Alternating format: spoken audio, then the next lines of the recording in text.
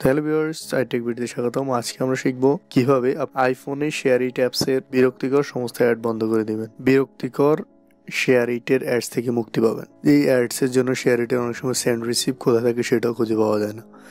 এজন্য আজকে আমরা ছোট্ট একটি অ্যাপসের মাধ্যমে এর সমস্ত সমাধান নিয়ে আসলাম। এই অ্যাপসটি ডাউনলোডের পর এবং ছোট্ট একটি সেটিংসের পর আপনার শেয়ারিটে আর কোনো বিরক্তিকর অ্যাডস আসবে না। শেয়ারিট এমন একটা অবস্থায় চলে গেছে যেখানে শেয়ারিটের মূল অবস্থাটা কোথায় আছে, ওদের সেন্ড রিসিভ বাটন খুঁজে পাওয়া যাচ্ছে না। দেখুন, আমরা যখন শেয়ারিট ওপেন করি তখন কোথায় থাকে শেয়ারিট, কোথায় ছোট্ট একটু আর পুরোটাই অ্যাড থাকে।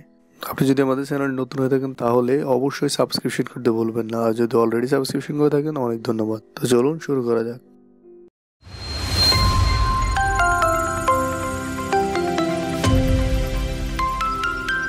কোন অ্যাপস দিয়ে আপনি শেয়ারিটের অ্যাডস বন্ধ করবেন সেটি আমরা এখন দেখব।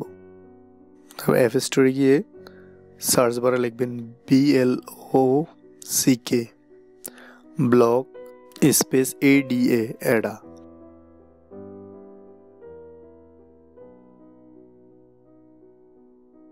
ব্লক অ্যাডা লিখে সার্চ দিলে যে সফটওয়্যারটি আসবে, আমি যে আইকনে মার্ক করছি এই আইকনের সফটওয়্যারটি ডাউনলোড করে নেবেন।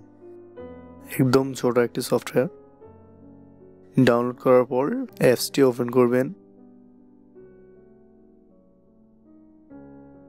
এখানে একটা পাওয়ার বাটন আছে, পাওয়ার বাটন সুইচ দেওয়ার পরে কন্টিনিউ দিবেন। VPN কনফিগারেশন তৈরি করবে, সেটার জন্য অ্যালাউ দিতে হবে। তারপর পাওয়ার বাটন ট্যাপ করলে just one more step, notification not allow দিলেও চলবে। তারপর আপনার সিকিউরিটি বা ফিঙ্গারপ্রিন্ট চাইবে আপনার ডিভাইসের অ্যাক্সেসের জন্য। ইনস্টল করা শেষ। এবার আসলে আমরা শেয়ারিট ওপেন করি।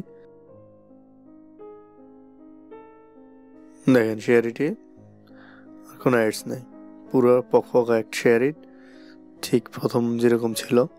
কোনো অ্যাড নাই, কোনো বিরক্তি নেই। শেয়ারিটে যে প্রোগ্রামে যাবেন কোনো অ্যাড পাবেন না।